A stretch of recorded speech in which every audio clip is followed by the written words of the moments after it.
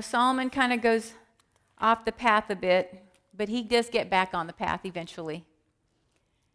Because when he finishes writing the book of Ecclesiastes, he says, after he's done everything that there is, God gave him incredible wisdom and incredible wealth, and he did some very sad things, poor choices with all of that. But in the end, this is what he says. Now all has been heard. Here is the conclusion of the matter. Fear God and keep his commandments, for this is the whole duty of man. For God will bring every deed into judgment, including every hidden thing, whether it is good or evil. Fearing God, meaning reverencing him, holding him in his rightful place, and keeping his commandments is our duty. And Paul says it is our duty to uphold the law. And you can't uphold it if you don't keep it.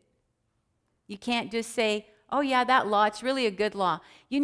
Everyone should drive 20 in that school zone. How come, Letty, you drive 50? Well, I'm in a hurry, but really everybody should drive 20 over there because there's a lot of kids playing. Really, Letty, how come you drive 50? We can't just say it's a good law, but we trample it because it's a good law for others to keep and not for me. But that's what has happened in society, unfortunately, in Christianity specifically. So let's go to Exodus 20.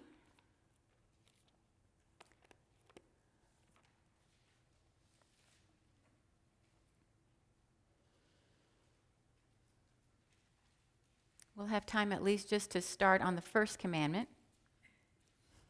Sorry.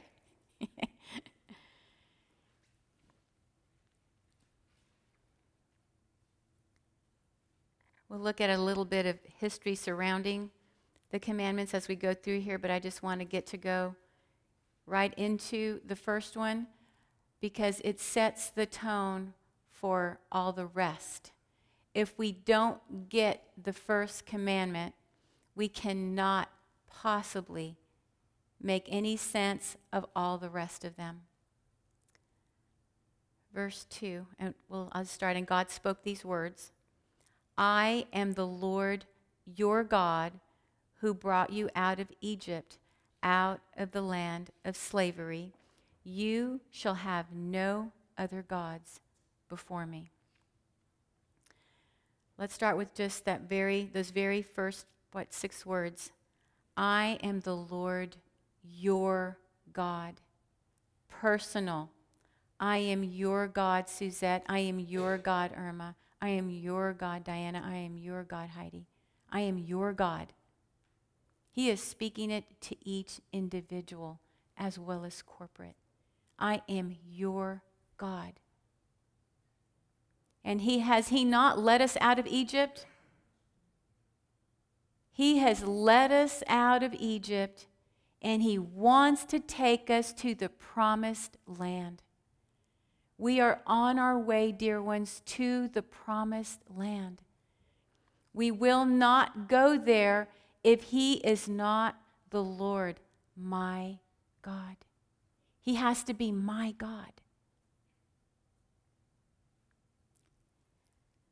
You shall have no other gods before me. I don't really like the NIV's translation of before me. It makes it sound like you can have other gods as long as they're behind me. You can have a whole trail of them, but I come first. It's not what he's saying. In the Hebrew sense, he's saying to my face. You will have no other gods in addition to me. You will have no other God but me. But it's talking about in my presence. It's denoting that I am your God. You are in my presence. I will not share your devotion with anyone. I am your God. Your devotion is to me. There is no sharing. There is no other God in addition to me.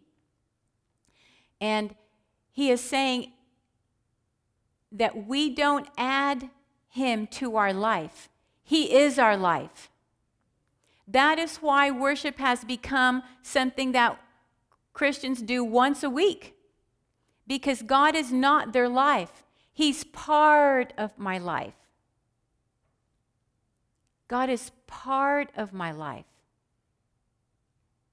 That statement, if that is where we stand, is the makings of a Pharisee, is the makings of a goat. Plain and simple. I know, because that's where I used to be. We go to church. That's what my relationship with God is. I respect God enough that I go to church once a week and maybe twice a week. But that's it. That is what worship was to me. So I'm not condemning anyone. I'm saying I know that place. We can't stay in that place. That is not a personal, thriving, living relationship with Jesus Christ. Is to view worship as something that we do once or twice a week. Worship is our life because God is our life. Worship is only about our entire life if we are wanting and desiring to be consumed with God. Then what we do with worship is every day, all the time. It's our relationship with God. It is what our journey and our experience with God is all about. God wants for us to submit wholeheartedly because he loves us. Not because he wants to be the tyrant of our lives and I'm going to be the boss of you, even though he is. But that's not his attitude. God's attitude is not like ours. God's attitude, everything that he does, even when he's using a firm hand, is pure love. You and I don't know pure love. Our love is very tainted. God's love is pure. So even when he uses a very firm hand, even when he has to use his firm hand of correction over our lives, he's doing it for our good. He's given these boundaries for our good. He is the sovereign of the universe. He is the creator of the universe. He is the boss of the universe. And he is saying, I command you to do these things. I command you. You shall have no other God but me. I will not share affections. You and I have to make some decisions. First of all, do you accept him as yours?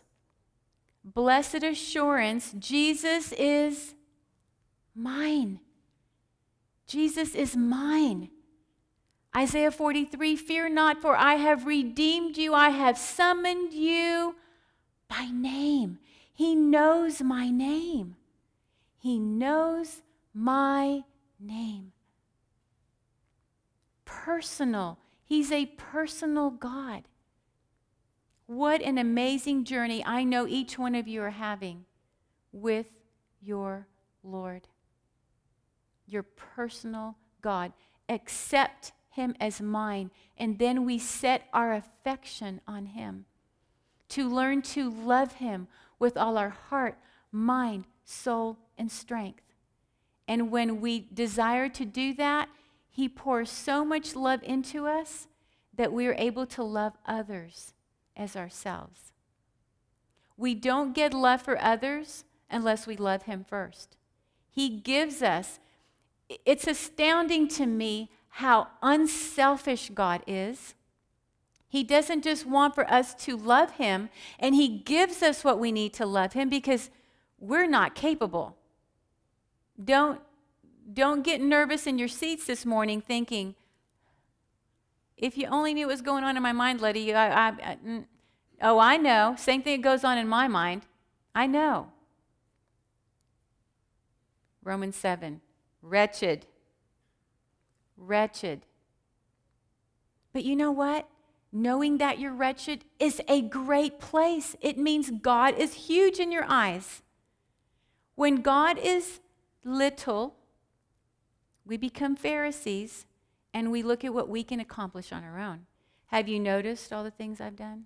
Have you noticed how great I was? Did you see how much money I gave over here? Did you see how I visited all these people that were sick? Have you noticed all the things I did? That's a Pharisee. So big in my own eyes, oh yeah, God, oh yeah, it's time to pray. We better bless our food before we eat. That's what happens. That is what happens. Suzette calls it being a glory hound. The fight of, did you all not notice how great I was or what I did over here? Did y'all not notice how I worked harder? Did y'all not notice I did a lion's share of the work? Come on, people. Are you not noticing me or what? That is the carnal nature. And when we are in that place, we cannot exalt God the way that we need to. But I promise you, if you desire to see the Lord in a grander way, there is nothing that he will answer faster than that. Lord, I want to see you. I want to know you. It's like Daniel. You're praying it and it's there. You open up the word, he will reveal to you. I'm telling you because in my most tired state physically, and my brain, I always think it's the size of a pea, but it was like the size of a grain of sand, just shriveled up and dehydrated.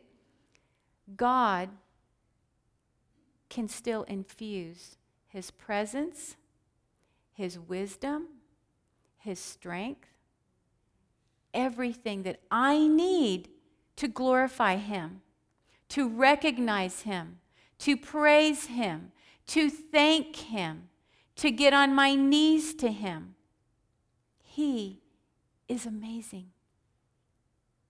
And so, if he is to be the Lord my God, and I am to have no other gods before him, I must remain in a state of exaltation.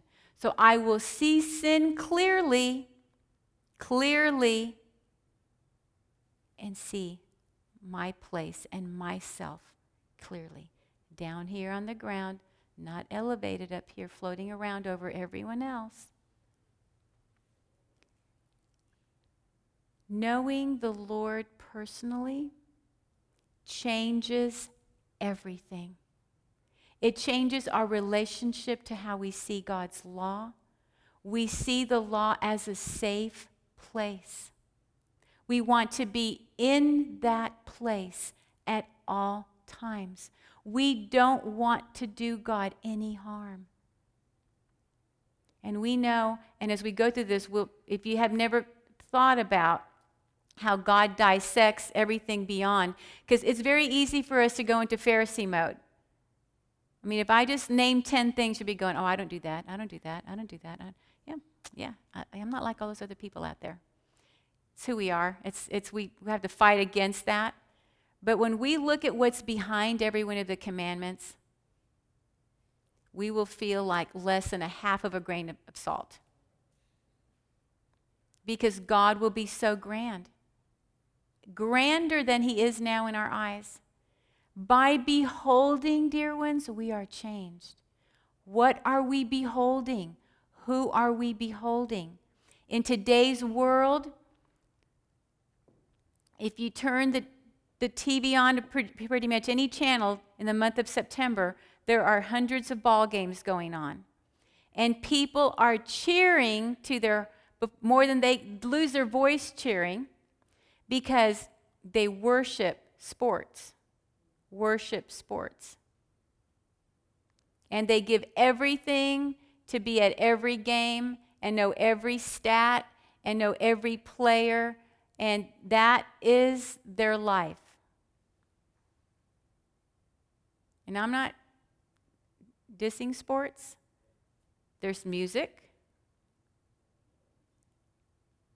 There's power and money and fame of any sort.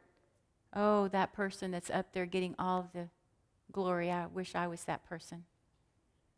There are many things that can be called God. And God will not have any of it. Any of it, if we are to have a relationship with him.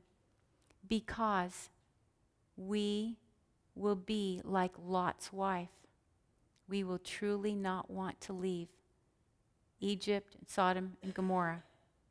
We will say, I want to leave because that's getting burnt up, and I don't think I want to get burnt up.